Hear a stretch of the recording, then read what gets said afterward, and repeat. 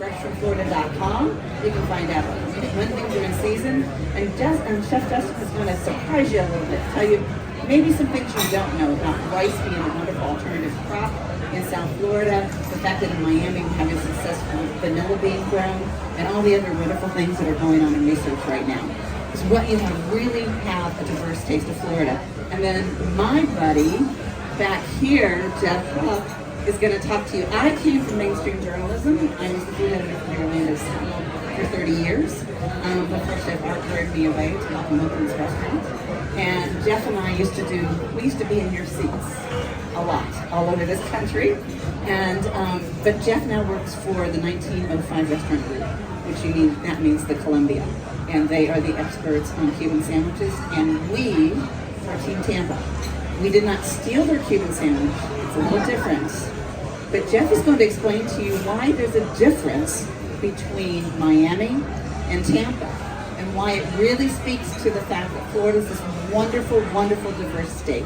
So I'm going to turn it over to Jeff Huff, and you all keep eating. The little bottles on the table, I'll get you little bottles, they're yours to take home. And you can come back and fill them with a soft drink or any of our jet sprays for only $15.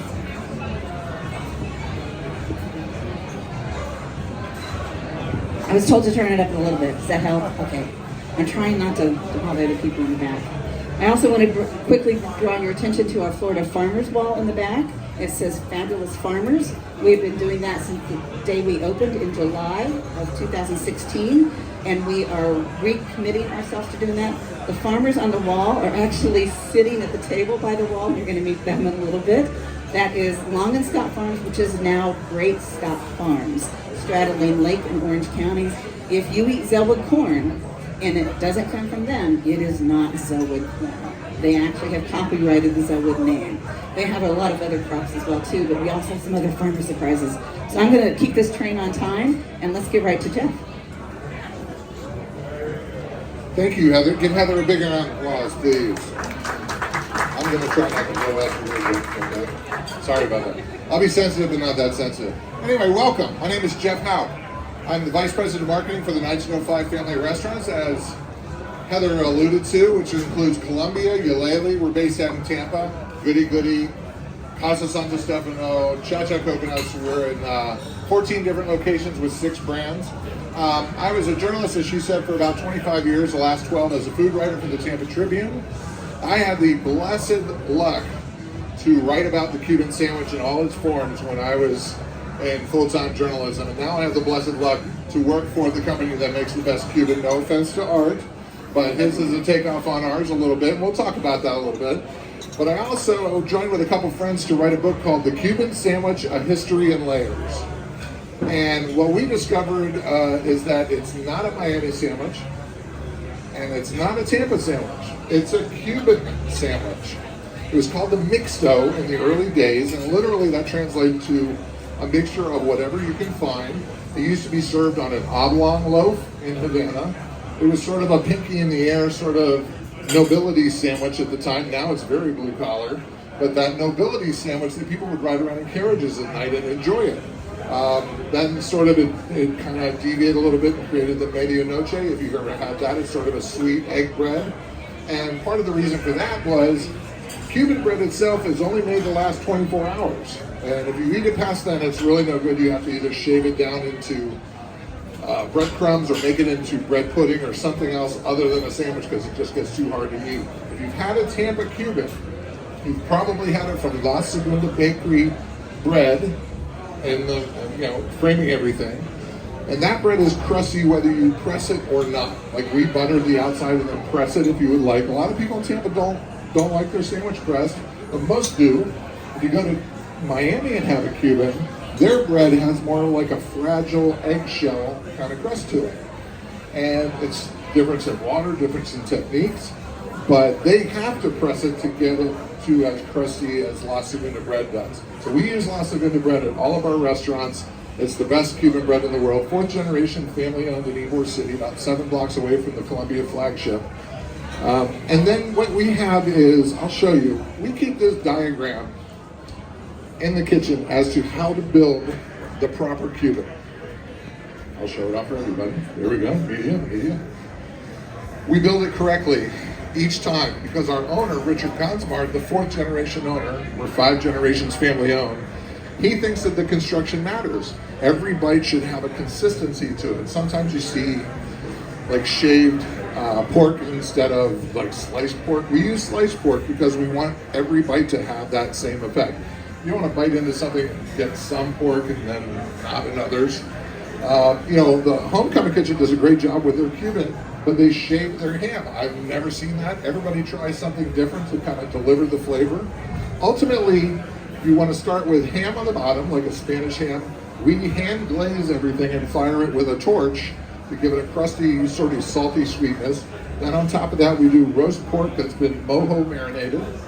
Some of the Cubans that you'll see in Disney Springs have a different kind of, almost like a carnitas kind of profile. Ours is more Cuban-based with mojo, which is a combination of citrus juices and other kind of herbs and spices. On top of the roast pork is salami. Okay, nobody threw anything. That's awesome. It's a very Tampa thing because we had Italians in Ybor City who were working in the cigar factories. And we found in doing our book that I'm stopping holding that up. That was promotional. I apologize.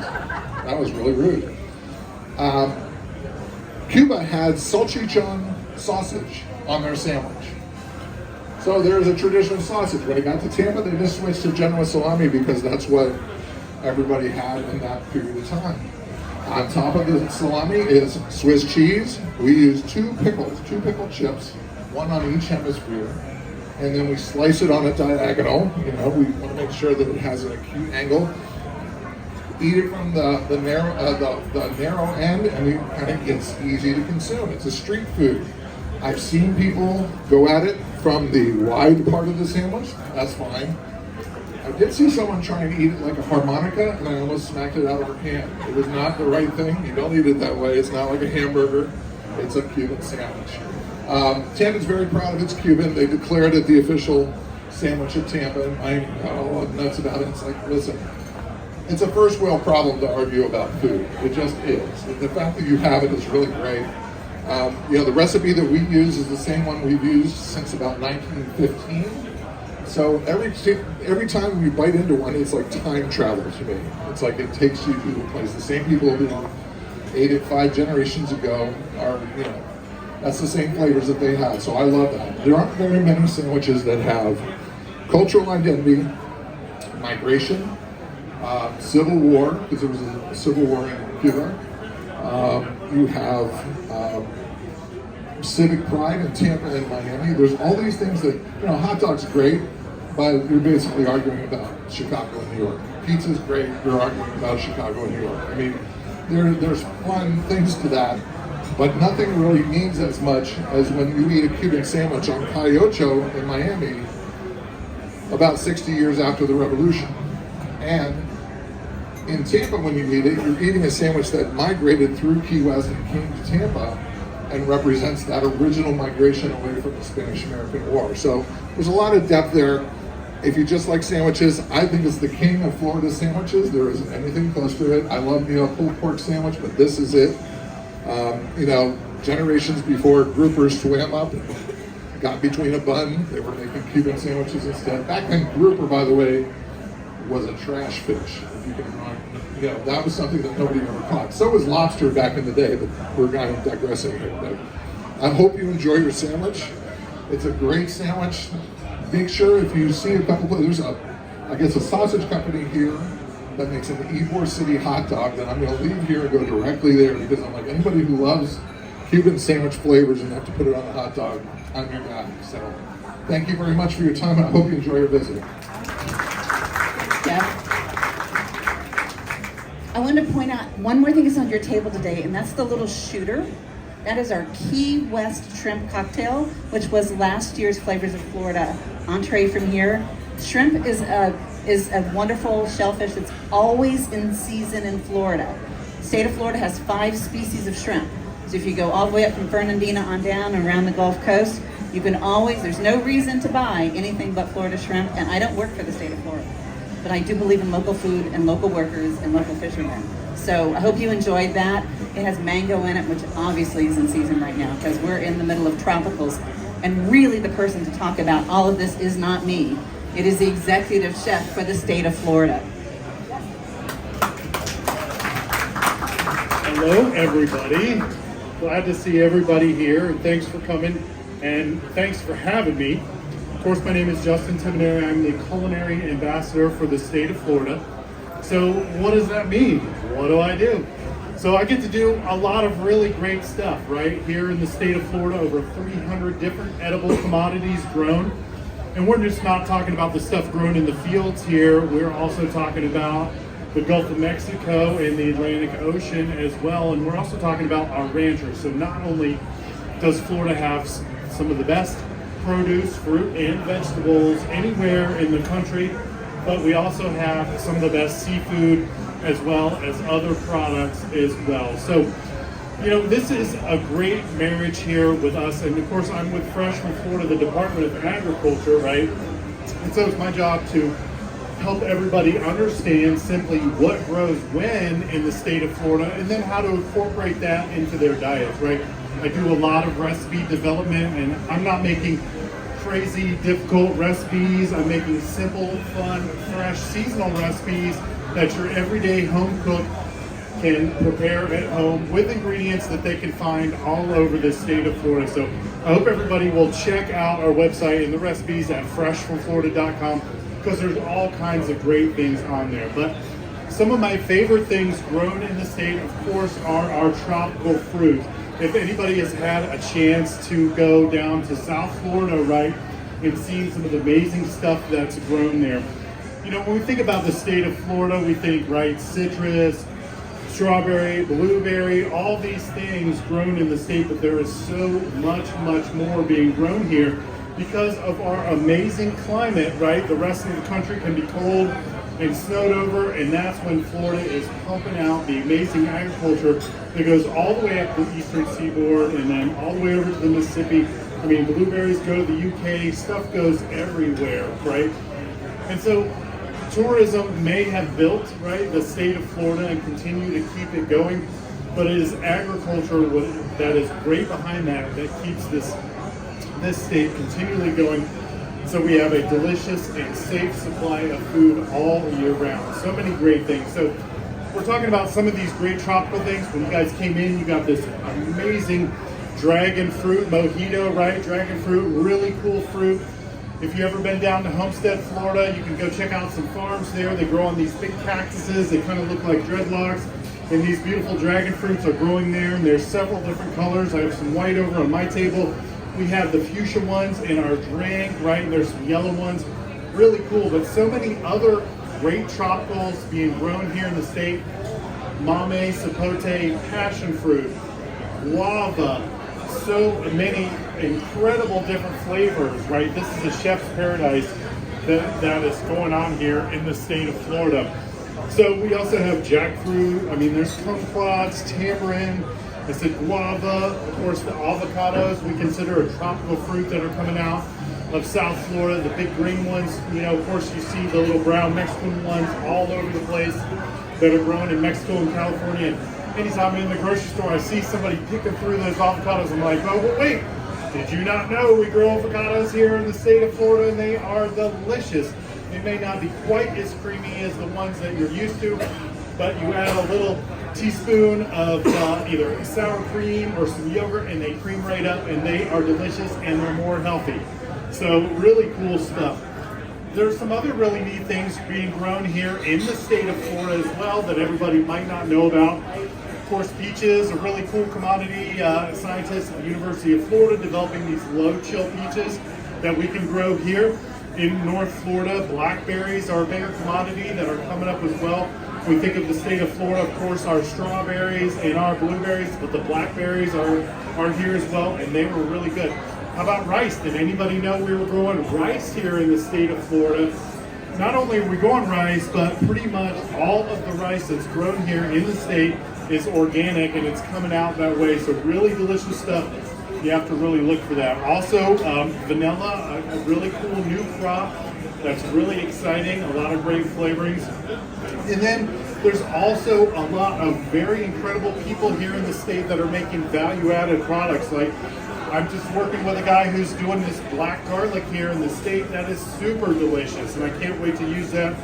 Of course, all our amazing hot sauces. We talk about the Dado pepper, which is the state of Florida. It's not our official pepper, but it's one of our oldest peppers that we grow here. Super unique flavor. So if you buy hot sauce here in the state, I'm sure you'll see that Dado peppers as well. Spice blends being done, as well as, of course, we talk about orange juice, but they're also making all these great cocktail blends that you can take home and buy refrigerated and make your wonderful cocktail with that as well. So, and then of course, we have the dragon fruit flavoring the mojito that you had, but also the spirits themselves were made here in the state. A lot of really incredible distilleries that are coming up. So traditionally we've had a lot of fruit wine made, but now we're making all kinds of spirits as well, from vodka and gin, whiskey, and of course rum as well. So many incredible things coming out of the state. And then our fruit wines made with like blueberries, tropicals, and muscadines as well. So much incredible stuff. Has anybody seen any farm-raised salmon here in the state? I sure have, and it is delicious.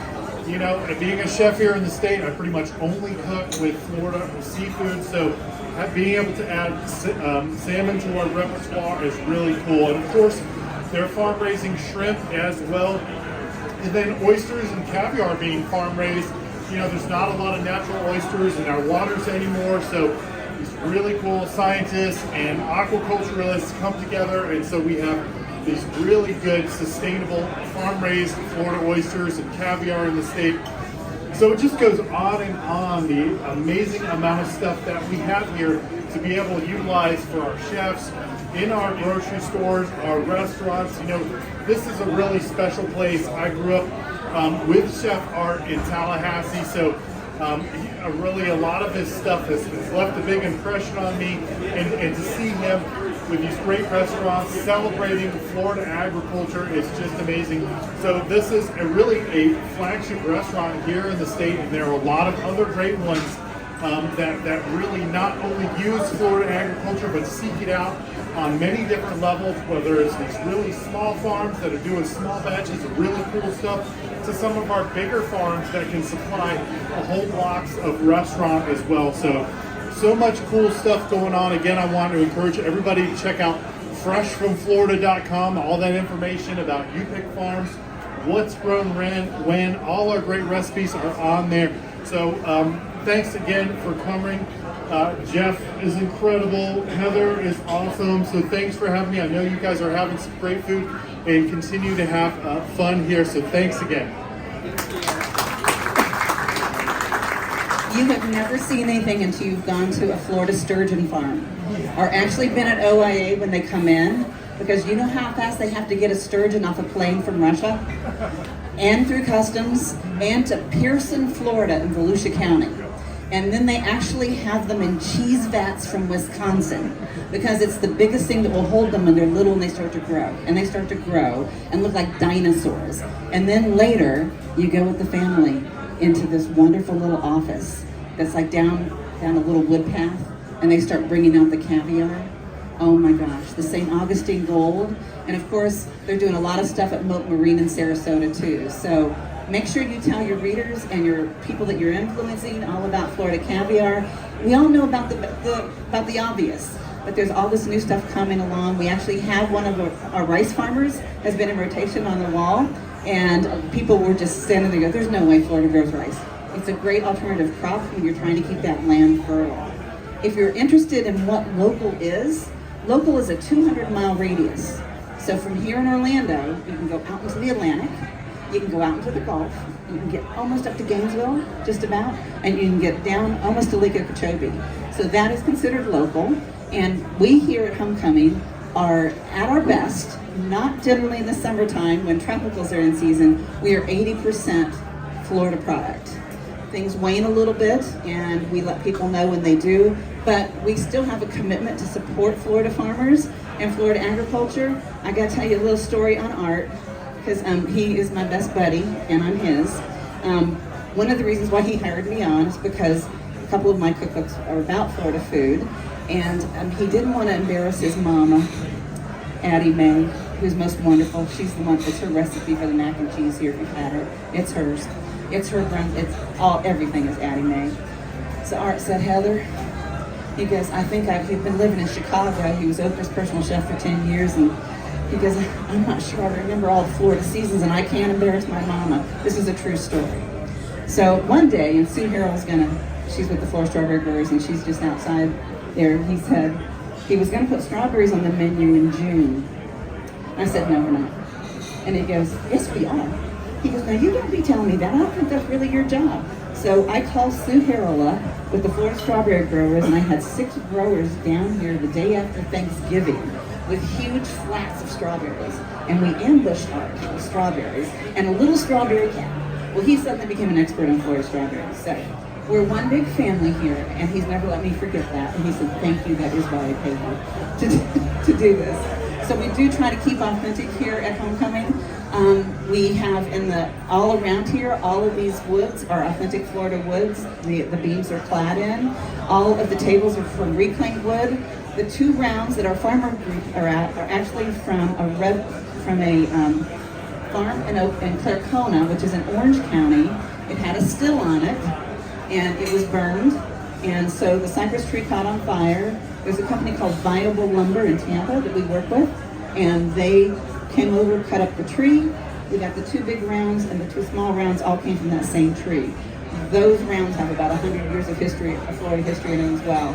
And if you ever come to Homecoming and go out the back, come in the front door, those are authentic Florida vegetable burlap bags and stuff that we got from farmers, and we made chandeliers out of them because that's just how we operate. We're a little crafty around here. So we have really enjoyed you starting off your Flavors of Florida experience here, especially our wonderful, wonderful presenting sponsor from Porksicle. And we hope you've learned a little bit more about Florida food, other than it's just samples of restaurants out here. We want you to leave with that at least. But Chef Art said, Heather, if we're gonna do this, you gotta invite some of my friends. So we did. So I'm gonna beckon our chefs over here, and they're gonna do a little pageant wave for you. And after they do that, we are going to have Allie continually demonstrate the mojito. So if you guys want any reels or videos, she's all set to do that. Chef Justin is going to be at his table talking to you, and we're going to keep this train on time. And our servers are going to continue to come around and make sure you guys, we're Southern. You guys are going to continue. I know you guys are going to dinner. We're going to continue to feed you until you leave. We're like mama. Until you leave, we're going to feed you. All right? Thank you all so much. And I'm going to introduce you to our farmers. We have right in the back, we have Great Scott Farms, formerly Long and Scott Farms. You see that man in the orange shirt? He's the man standing up right next to his daddy. I hope everybody came hungry today. Yes? Good. I know I came hungry today. If you guys didn't, well, make some room because you're about to get a lot of really good food coming over your way. So my name is Nicole Dickin. I'm on the Walt Disney World PR team, and to kick it off for you guys today, I'd like to go ahead and introduce our Vice President of Disney Springs, Matt Simon, and some of his team, and they're going to tell you guys a little bit more about what you guys can expect today and some of the flavors that you guys are going to be able to experience. So let's give it up for Matt and team.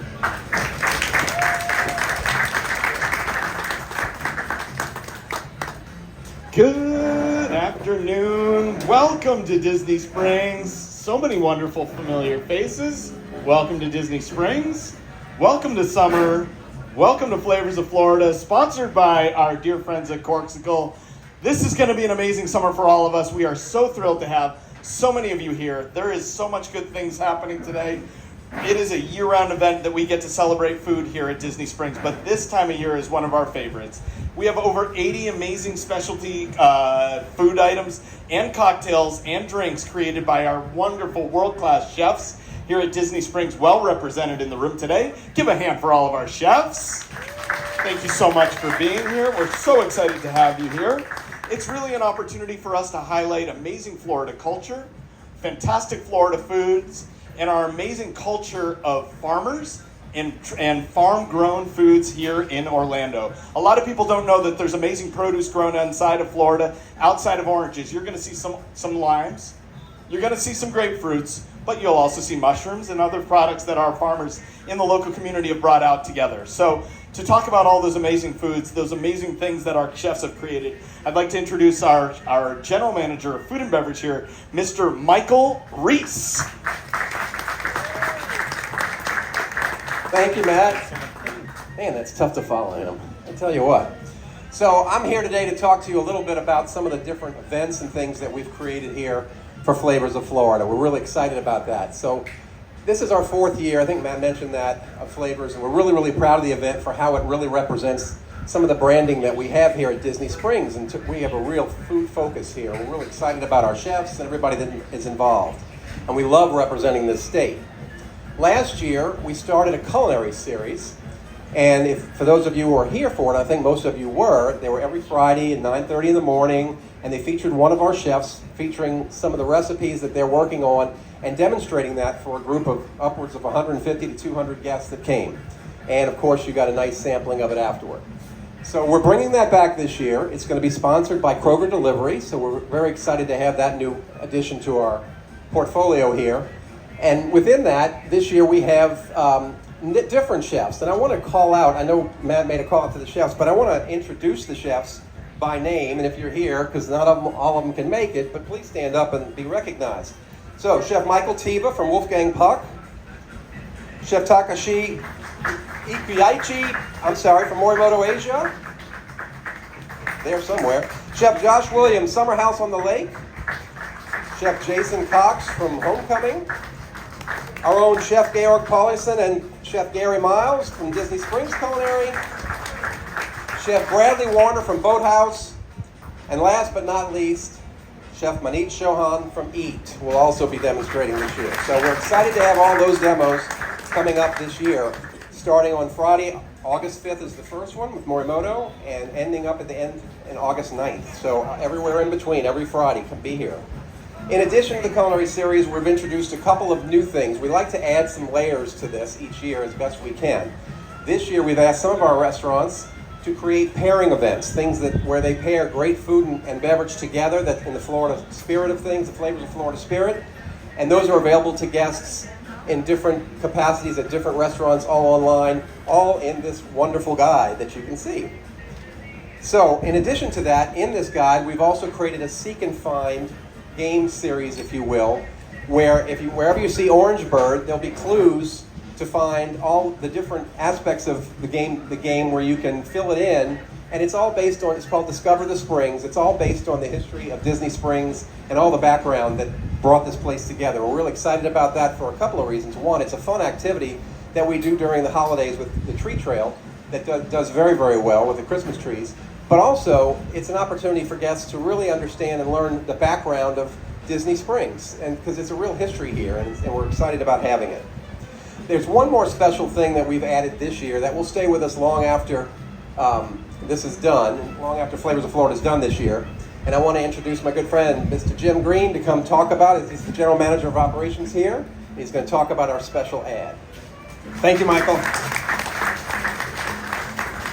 Thank you for being out here. I am so excited to share with you something that is truly rare and unique for Disney Springs. For Flavors of Florida, the first time we're introducing what most of you are getting, our own Disney Springs exclusive beer, Sunshine Stroll Orange Pilsner. We're releasing this July 1st with Flavors of Florida, and let me tell you why this beer is so unique and so special. This came really from our guests coming to the property and asking all of our bartenders, everyone in our bars, what do you have that's unique, that's local, that's exclusive? A lot of times we didn't have an answer for that, and now we do. This is a brand new beer, 2 years in development. We developed this with a local brewery, Play Linda Brewery. This is a refreshing, crisp beer, and what's great, it's locally brewed. We're also it's infused with citrus from the state of Florida, so it's a natural fit into the Flavors of Florida. But most importantly, this is the only place you'll be able to get it. At our Disney owned and operated locations across Disney Springs, the outdoor bars, outdoor vending, within Deluxe Burger, the Margarita Bar, and certainly right here at Hangar Bar. So we are thrilled to introduce this. We think this will be a hit with our guests. It's incredibly refreshing. The idea is a guest can pick this up at any of the outdoor bars and walk the entire length of Disney Springs and enjoy a crisp, refreshing beer on a hot summer's day, hence the name Sunshine Stroll. We think you're really going to love it. We're so excited about this. that it launched in July 1st. Not only is the offering, though, in 16-ounce cans, we also have it in draft. We've worked with the culinary team, and they've introduced 2 new dishes for Flavors of Florida, where they're infusing Sunshine Stroll into the items. And to give you more information on that, my friend, our chef, Chef Gary.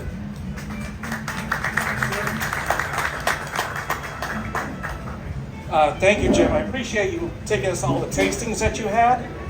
I think we still need a few more of those. So as Jim said, we took this beer and we put it into 2 dishes that you're going to be trying today.